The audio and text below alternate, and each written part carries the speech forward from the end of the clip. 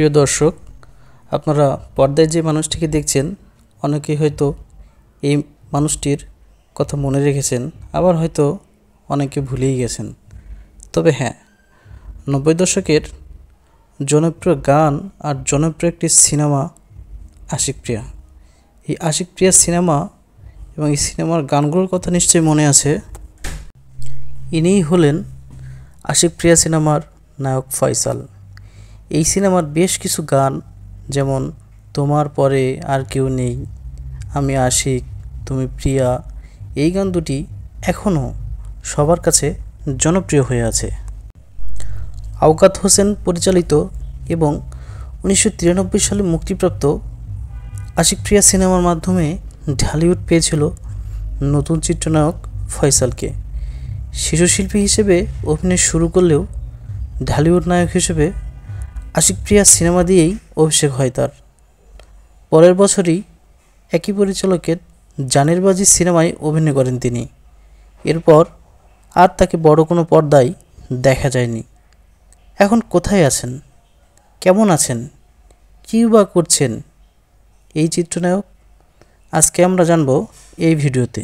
তাহলে চলুন শুরু করি। পর্দায় ফয়সাল নামে পরিচিতি পেলেও তার আসল নাম শামীম ইব্রাহিম। তবে শিশুশিল্পী হিসেবে মাস্টার শামীম নামেই বেশি পরিচিতি পেয়েছিলেন।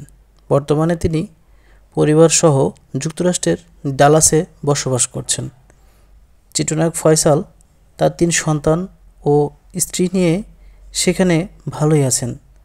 তার 3 সন্তানের মধ্যে 2টি ছেলে এবং একটি মেয়ে। তিনি বর্তমানে যুক্তরাষ্ট্রের একটি গ্যাস কোম্পানিতে চাকরি করছেন। বাংলা চলচ্চিত্রে ফয়সালের সময়কাল ছিল 1979 থেকে 1994 সাল পর্যন্ত। এই 15 বছর ক্যারিয়ারে শিশুশিল্পী হিসেবেই তাকে পর্দায় বেশি দেখা গেছে।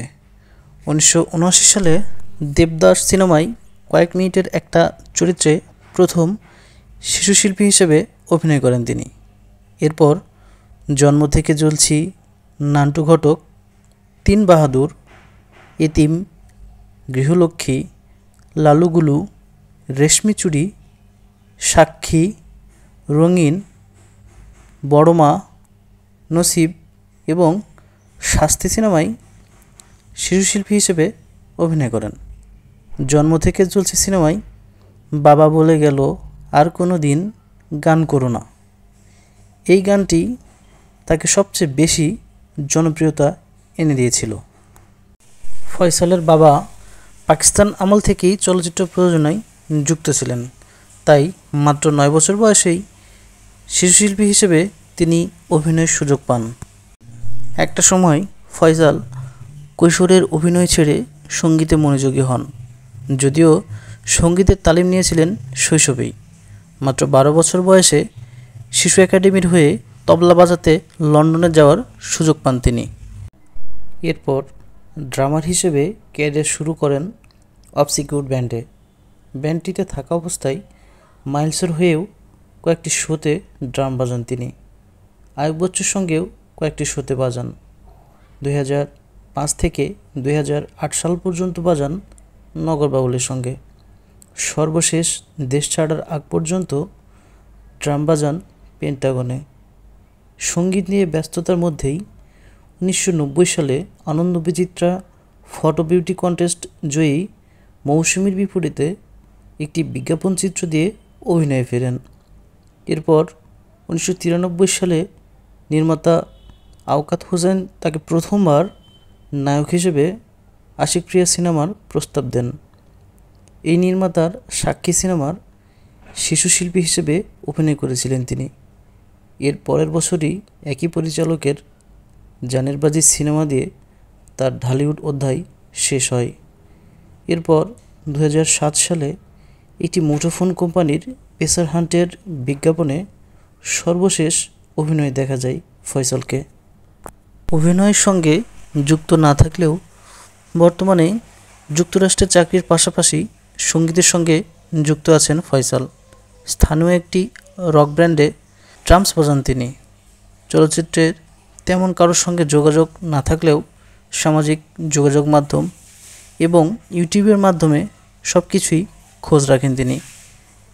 3 দশক হয়ে গেছে কারোর সঙ্গেই যোগাযোগ নেই, শুধুমাত্র চিত্রনায়ক নাইম আর কয়েকজন নির্মাতার সঙ্গে কিছুটা যোগাযোগ আছে তার। 2023 সালে দেশে এসে একবার এফডিসিতে ঘুরতে গিয়েছিলেন। এফডিসি আর বাংলা চলচ্চিত্রের প্রতি এখনও তার ভালোবাসা রয়েছে অগাধ। বাংলাদেশি কোনো ব্র্যান্ড যুক্তরাষ্ট্রে পারফর্ম করতে আসলে তাদের সাথে সাক্ষাৎ করা, আড্ডা দেওয়ার সুযোগটা মিস করেন না ফয়সাল। তাদের সাথে সুযোগ পেলেই, সময় পেলেই ড্রাম বাজান একসাথে।